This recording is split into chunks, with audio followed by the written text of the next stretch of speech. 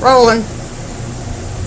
RockRageRadio.com. Facemelter here, checking in once again from Impact Fest. Sorry to the camera that I get my back to you, but day 3 at Impact, Bangor, Maine, and thanks to the Underoath Peeps and Amy for getting us in here. We got a bassist Grant from the one and only Underoath, Tampa, Florida, and what you just heard right there, On My Teeth, from the new record Erase Me. It's a killer song, man. Appreciate it. You guys are in fine form right now. And I'm trying to think, I think the last time I saw you in Maine was you played the State Theater in Portland on the Illuminator tour. Okay, wow, 2011, I think? Yeah, got a long time to spend up here for sure. That was a killer show. Yeah. And like I said, I saw you down in Rockville, man. Jacksonville, killed it. And so Montreal yesterday. Highlight, low light? Highlight was... It sounds so funny. Highlight was the catering. It was amazing. Really? It was the best we've had at any festival, I think. Really? Yeah, we played a lot of festivals this summer. Low light, I mean, it wasn't really anything bad. Yeah. Just dusty. Other than that, Too much security. Yeah. So they were pretty anal on security, but yeah, whatever. All right, you guys. So pick up Erase Me. It's in stores now. It sounds like one of the best produced records you guys have ever done. Thank you. Appreciate it. And I'm looking at the notes and I see Ken Andrews. I'm like, is that Ken Andrews' failure? Yeah. How'd that happen? He was just kind of a name. Matt Squire did the record, produced the record. Knew him, and we kind of went with a couple different directions, like test samples out just to see. Oh, okay.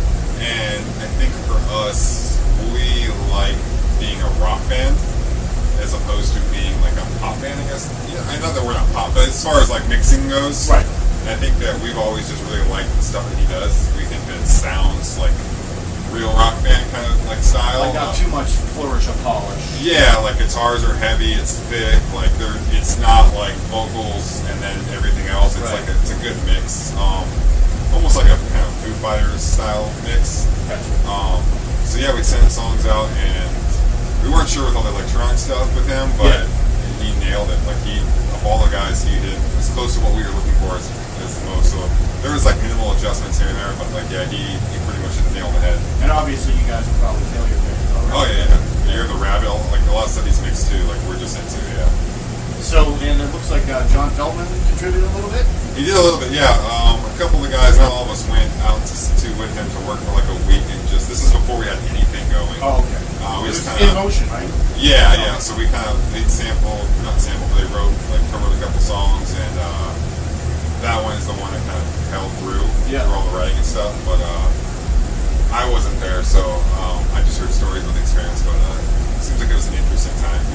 I've heard he's an intense guy, but he does great work too. So. Yeah, and how did you meet him? Like, was it Warp related or just just through friends and stuff, and like he reached out to us when we were doing a record and stuff, and he's worked with the U's who we know pretty well and stuff like that.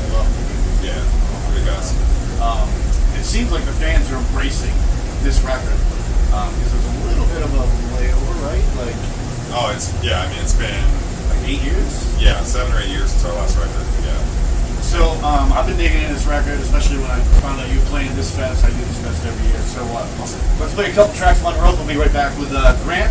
And from Erase Me, I played this at least once before. Something about it. It's catchy. It's good. I don't know if you want to say anything about it. I Hate It. Yeah, actually, that is our new single right now. Oh, is it? Yeah, so we're... I love it when I pick the singles. Nailed it. That's actually just going out into radio in the next couple of weeks, so that's the next song we're trying to push. I need to be a professional single maker. There you go, yeah. It's better than picking something else. Just work for a label, there you go, you're good. It's Underoath right now on RockRageRadio.com. Keep it rolling.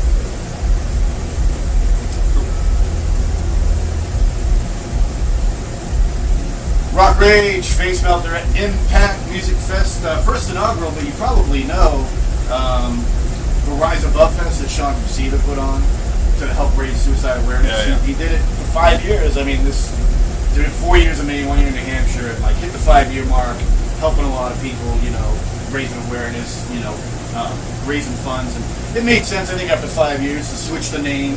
Yeah. Still going towards a good cause, and they elevated it to 3 days. Here we are, day 3 Underoath, along with you guys playing right before Manson and Zombie, right? Yeah, which is crazy. That last song I just played, I had to get it on. It's Facemelter-Rock. I did a metal show in Anchorage, Alaska for years, and awesome. To find the great line, I was like, oh my god. So, in regards to myself, Facemelter-Rock right there, and the new single we just found out from Grant, I Hate It, off the new Erase Me record, so you guys should go pick that up.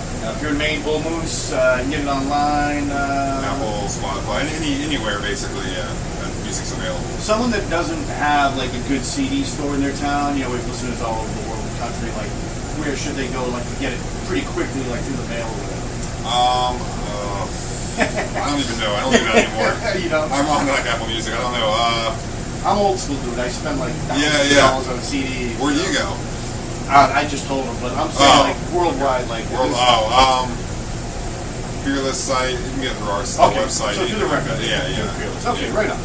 You guys have played many fests. We mentioned Warped real quick, and you guys have been around a while.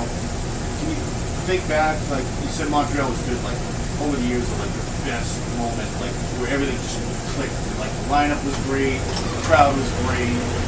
For a festival? Yeah, and you guys just nailed it. If you remember any particular moment? I think for one of my favorite festivals we did was the first Taste of Chaos festival. It was a lot of, like, I guess, our scene bands at the time were buzzing really good. It was, like Seos and The Used, My Chemical Romance. Yeah. It was a really fun tour. It was all friends. That's when My Chemical Romance is kind of. Yeah, exactly. Yeah, so like that tour was like all of us kind of grew up in the same scene at the same time, or all kind of like blowing up in a sense at the same time, and so it was a very like summer camp kind of tour, but it was like at the same time huge. And it was really fun. So, like, with all your friends, and you're like, wow. And then you look out at the crowd, you're like, look how many friends we have. Yeah, exactly. It was crazy, That's nuts. One thing I'm doing all weekend, Grant, with all the bands I'm talking to, 3 days, first day was Slayer, final tour, and it's kind of like saying goodbye to Slayer. So, for you personally, your favorite Slayer song and favorite Slayer record? Ooh. I don't know. Rain of Blood, obviously. Okay, so that's the record, right? Not the song. Yeah. I don't have a favorite song. That's too tough to say. I don't know. What's yours? My favorite song? Probably it's two. I always felt that Postmortem and Rain and Blood went together. Yeah. It always pissed me off that they, like, live, they hardly ever played them together. Yeah. Like, there's no way I could listen to one without the other. It'd be hard to pick. A really cool story about them is we were just in Europe, and we played a festival in Prague, and I think it was the year before they played the same festival, and it rained the entire day we were there. So it was kind of like a letdown. Yeah. But I guess they were one of the girls that worked there told me that they played the year before, and they headlined, and it rained the entire time, and security, basically everyone left. Security took the barricades down, and they said, hey, if you guys want to still play, you can play. So they played with no barricade, played as long as they wanted. It was a smaller crowd, but it was people that were like diehards and stayed. And they played like, it was like 1 a.m., 2 a.m. in the morning, and just like in the mud. Oh yeah, just craziness. This is in France? Prague. Czech Republic. Oh, Czech, yeah. So it's a pretty crazy story. That's cool. Yeah, it'd be cool to have seen that, but yeah. So you guys are almost done touring for a little bit, right? You got October 13th, Aftershock, right? In California.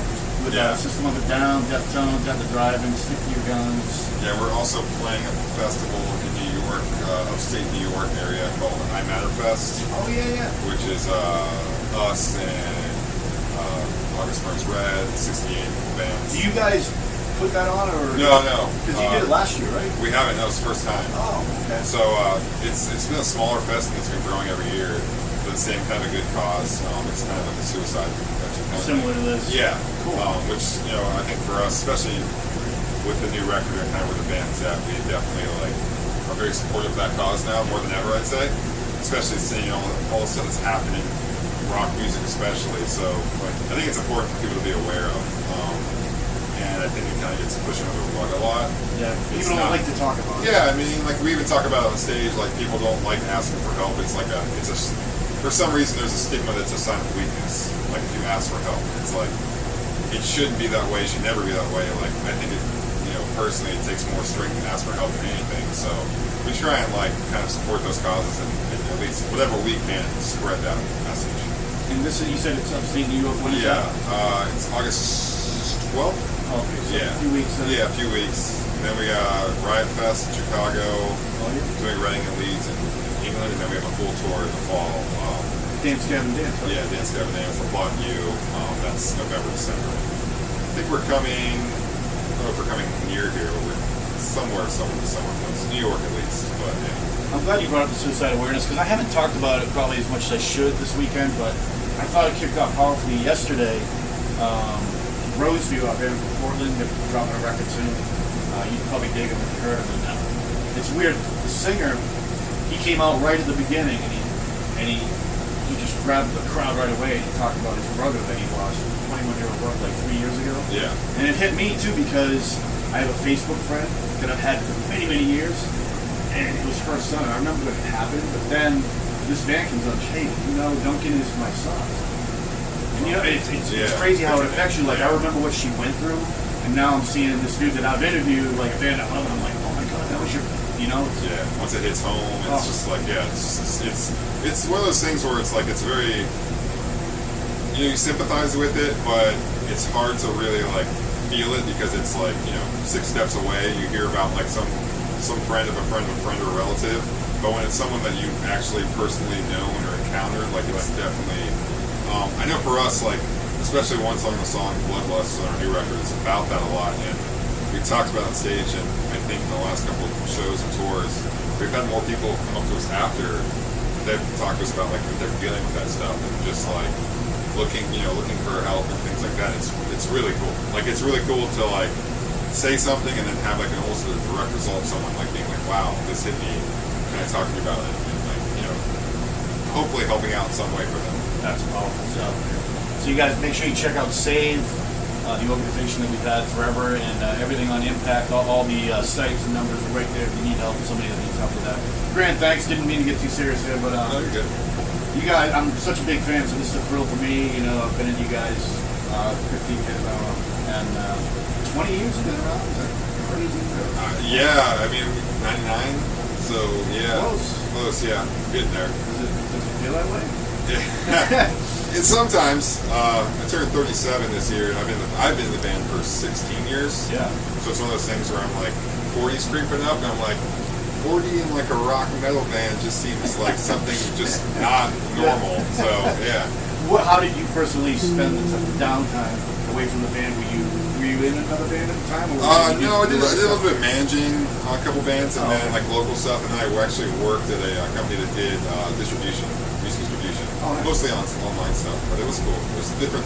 It was kind of the backside of the business, which I knew a good deal about, but it was just like working on like a day-to-day kind of thing. Yeah. I prefer the current status. Yeah. So like that first night back on stage when you guys were ready to go, were you like, what took so long? Were you a little nervous? Or? The first show we did, we played a venue in our hometown, Tampa, and we announced it the day before. It was a 400 cap room, so it was like it was small, it was sweaty, it was hot. It must have still light up. Yeah. There was a line, like it was cool. It was flattering, obviously, but like the show was one of the most crazy shows we've done in a long time. Yeah. We even played like a smaller. That was the first show.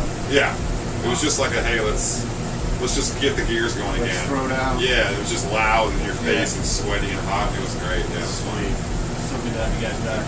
Underoath, highly recommend you check out just about every damn record they've ever put out. Pretty much, they're pioneers, my friends. We've been talking with bassist Grant. Thank you so much, dude. Appreciate it. Good luck. Thank you very much. Yeah, let's wrap it up with a killer single, I think, from the new record. It's Rapture. RockRageRadio.com, Facemelter from Impact Music Fest.